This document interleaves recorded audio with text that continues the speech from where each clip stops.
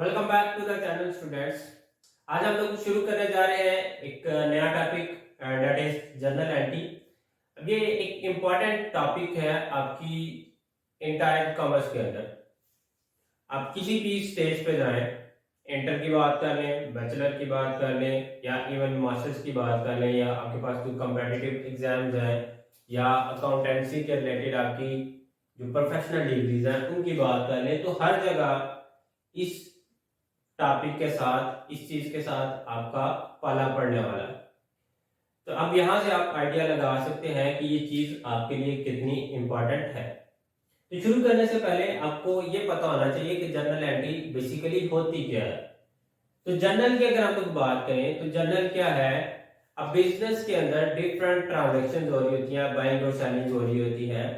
अब वो बाइंग या सेलिंग या जो आपके पास बिजनेस ट्रांजैक्शन हो रही होती हैं उनको किसी ना किसी जगह पे रिकॉर्ड करना होता है।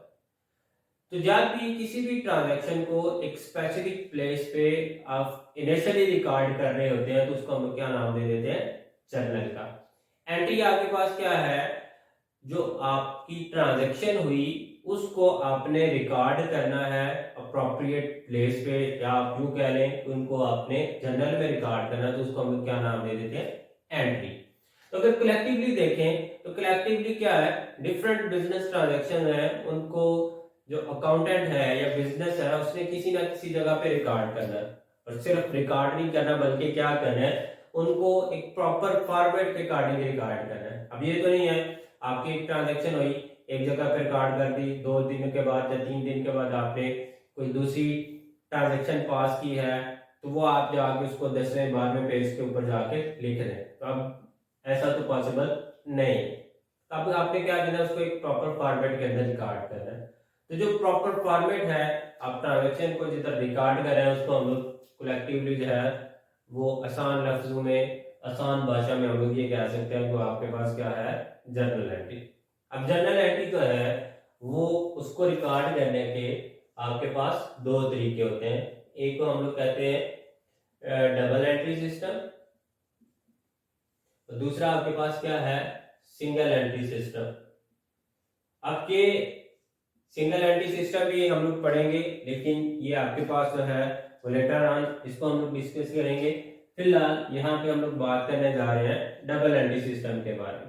तो डबल एंट्री सिस्टम आपके पास क्या है? हर ट्रांजैक्शन उसके आपके पास एटलीस्ट 2 इम्पैक्ट्स होंगे। एटलीस्ट आपके पास उसके कितने होंगे?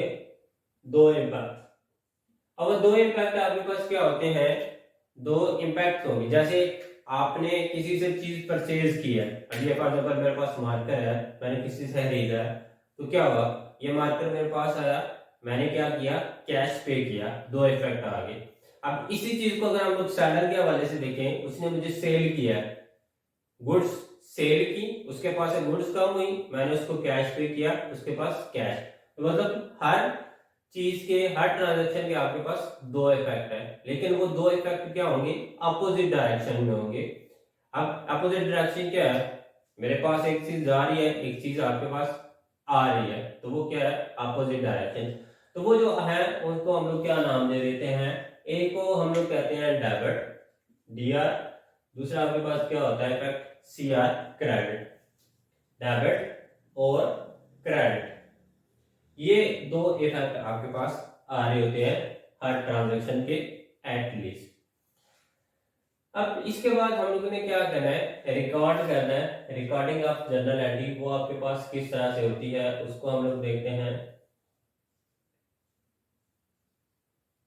रिकॉर्डिंग ऑफ जर्नल एंट्री, अब इसमें आपके पास 2 अप्रोचेस इस्तेमाल की जा रही होती हैं। वो 2 अप्रोचेस आपके पास क्या है? एक को हम लोग कहते हैं ट्रेडिशनल अप्रोच, और दूसरी हमारे पास क्या आती है? Modern approach. अभी फिलहाल हम लोग जो ट्रेडिशनल अप्रोच है इसके बारे में डिस्कस करेंगे। ये ट्रेडिशनल अप्रोच आपके पास जो है वो क्या होती है। इसको आगे बढ़ाने से पहले यहाँ पे हम लोग देखते हैं कि इसके हवाले से जो इम्पोर्टेंट रूल्स हैं वो क्या होते हैं। फर्स्ट आपके पास इसमें 3 किस्म के अकाउंट्स करने हम लोग मेंटेन कर रहे होते हैं, वो 3 किस्म के अकाउंट्स आपके पास जो है वो कौन कौन से होते हैं। फर्स्ट अकाउंट आपके पास टाइप है रियल अकाउंट्स। अब रियल अकाउंट्स क्या होते हैं? Accounts which are related with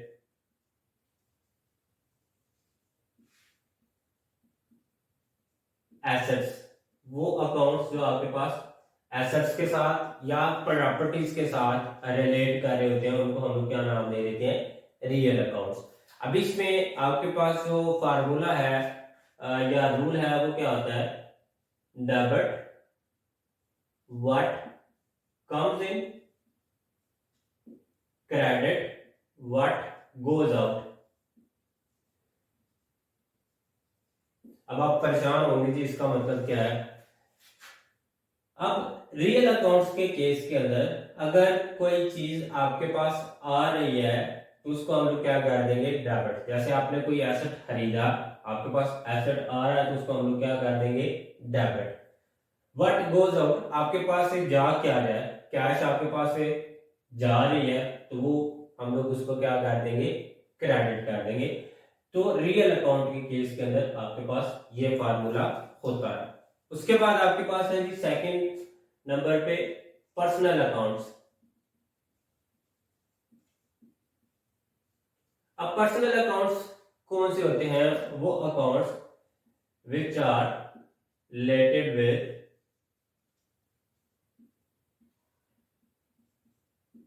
persons और इंस्टीट्यूशंस। अब यहाँ पे पर्सन या इंस्टीट्यूशन का मतलब क्या है? पर्सन यहाँ पे आपके पास आर्टिफिशियल भी हो सकता है, रियल पर्सन भी हो सकता है। इंस्टीट्यूशन जैसे एबीसी कंपनी है, एक्स वाई लिमिटेड है, वो आपके पास क्या है? एक इंस्टीट्यूशन है, एक फर्म है, एक कंपनी है।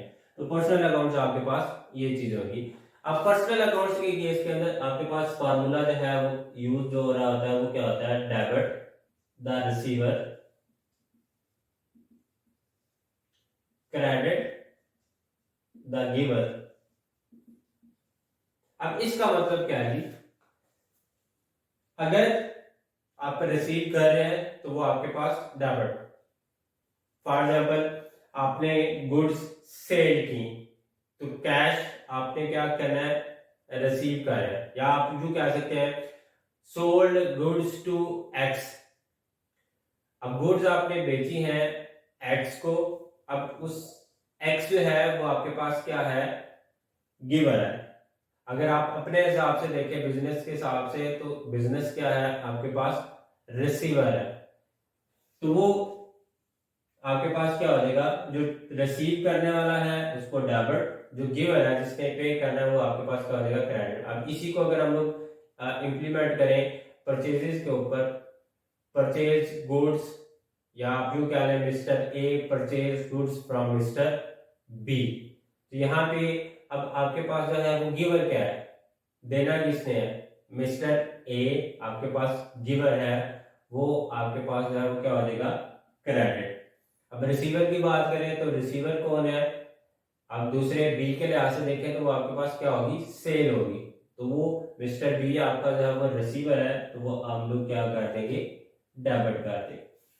थर्ड आपके पास यहाँ पे इसमें होता है जी आपके पास नॉमिनल अकाउंट्स। अब नॉमिनल अकाउंट्स आपके पास कौन से होते हैं? Accounts which are related with, किसके साथ रिलेट कर रहे होते हैं? एक्सपेंसेस, लॉसेस और गेन्स, या आप यूं कह सकते हैं रेवेन्यू। इनके साथ जो अकाउंट से रिलेट कर रहे होते हैं उनको हम लोग क्या नाम दे देते हैं? Nominal accounts. अब इस केस के अंदर आपके पास जो फार्मूला है वो क्या होता है? डेबिट ऑल एक्सपेंसेस, जितने भी आपके पास एक्सपेंसेस होंगे वो आपके पास क्या आ जाएंगे? Debit. Credit all the gains. अब यहाँ पे लॉस हो रहा है या आपका खर्चा हो रहा है? डेबिट।